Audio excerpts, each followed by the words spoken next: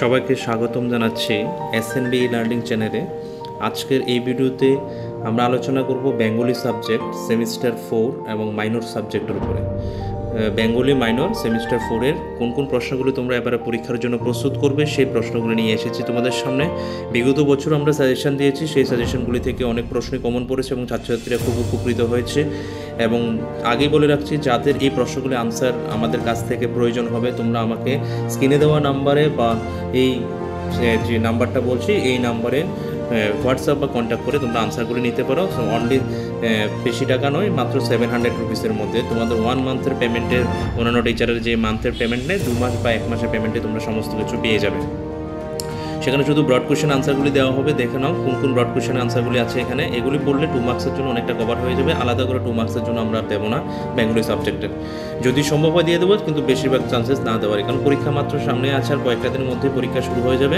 সুতরাং এই প্রশ্নগুলি তোমরা যদি তৈরি করে থাকো তাহলে অবশ্যই তোমরা ভালো করে পড়ে নেবে ইম্পর্টেন্ট প্রশ্নগুলি। আর যদি তৈরি করা না থাকে, রেডিমেড আনসারের প্রয়োজন হয়, তাহলে স্ক্রিনে দেওয়া নম্বরে যোগাযোগ করে আমাদের কাছ থেকে পিডিএফ ফর্মে নিয়ে নিতে পারো ত্রিপুরা রাজ্যে যে কোনো জায়গা থেকে।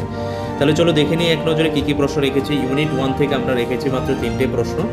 একটা হচ্ছে কমিক্সের সংজ্ঞা, কার্টুনের বিশেষত্ব কী, বাংলা কার্টুন ও কমিক্সের উদ্ভব ও বিকাশ নিয়ে আলোচনা করো, বা বাংলা কার্টুন বা যে ব্যঙ্গচিত্র ইতিহাস সেটা, বা কমিক্সের যে ইতিহাস। মানে একটা প্রশ্নের মধ্যে আমি এক কথায় যদি বলি, এখানে ঘুরিয়ে ফিরে অনেক কিছু দেওয়া আছে। আমি এক কথায় যদি বলি, বাংলা কার্টুন এবং কমিক্স তোমাদের ইউনিট 1-এ আছে।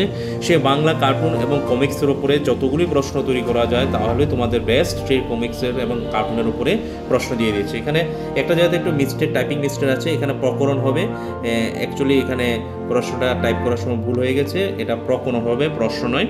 সেই প্রকরণ মানে প্রকারভেদগুলি, সেটা কী কী আছে, বাংলা কার্টুন এবং কমিক্সের বৈশিষ্ট্য। তারপরে রেখেছি কমিক্সের বিন্যাস, মানে সেটা ইতিহাসের মধ্যে পাওয়া যায়, প্রথম পর্ব, দ্বিতীয় পর্ব, তৃতীয় পর্ব এরকম করে বিন্যাস হয়, এবং কমিক্সের উপাদানগুলি সংক্ষেপে আলোচনা করো।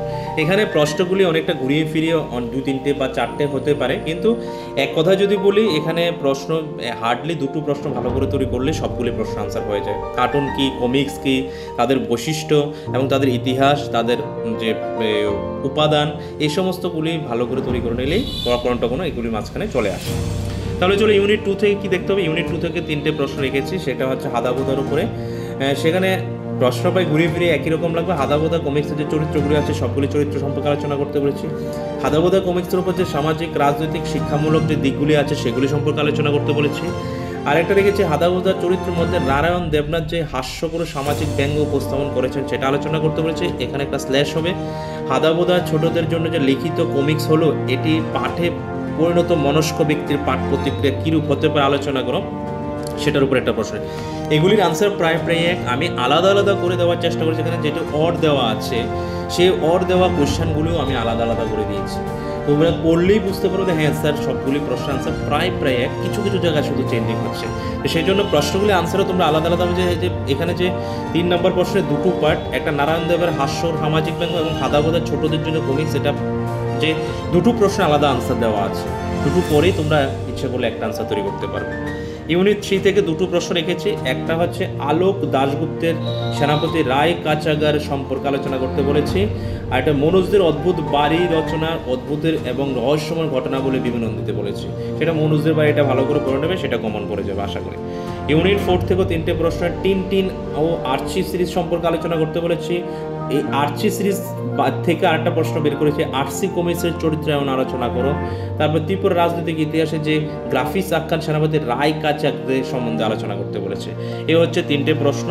এখান থেকে মোটামুটি বুঝতেই পারছো যে তোমাদের ইউনিট ওয়াইজ তোমাদের বেঙ্গলি সাবজেক্ট মাইনর সেমিস্টার 4-এর জন্য কী কী পড়তে হবে, তোমরা এগুলি সুন্দরভাবে তৈরি করে পড়ে নাও।